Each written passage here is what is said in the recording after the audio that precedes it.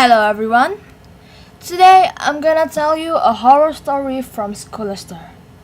And the title is Aren't You Glad You Didn't Turn Out the Light? Enjoy! It was a rainy day.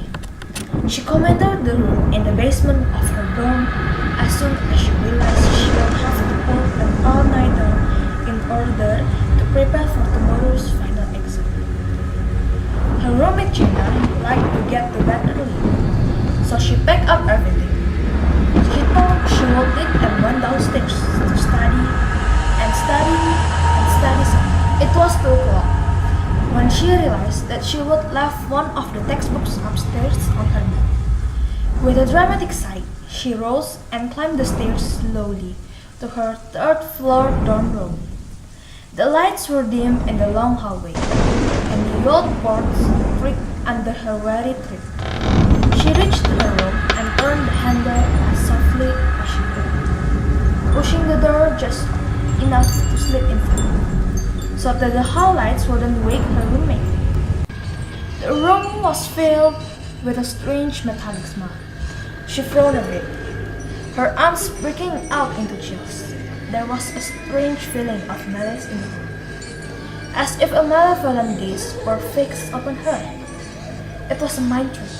The another was catching up with her. She could hear Jenna breathing on the far side of the room, a heavy sound, almost as if she had been running. Jenna must have picked up a cold during the last dance week before finals. She crept along the wall until she reached her bed, groping among the covers for the stray history textbook. In the silence, she could hear a steady drip sound. She sighed silently. Facilities would have to come to fix in the sink in the bedroom again. Her fingers closed on the textbook.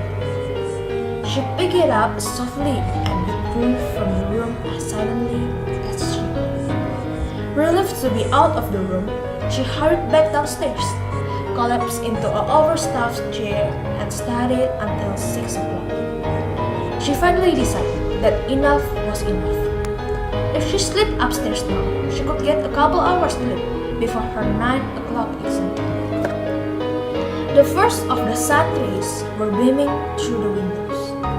As she slowly slid the door open, hoping not to awaken Gina, her nose was met by an untelling, metallic smell. A second before her eyes registered the scene in her dorm room. Gina was spread eagle on top of her bed against the far wall, her throat cut from ear to ear, her nightdress stained with blood. 2 drops of blood fell from a saturated blanket, with a drip noise that sounded like a leaky faucet. Scream after scream poured from her mouth, but she couldn't stop herself anymore. Then she could see wringing her hands. All along the hallway, doors slammed and footsteps came running down the passage. Within moments, other students had gathered in her doorway, and one of her friends gripped her arm with a shaking hands and pointed a trembling finger over the wall. Her eyes were shocked at what she saw.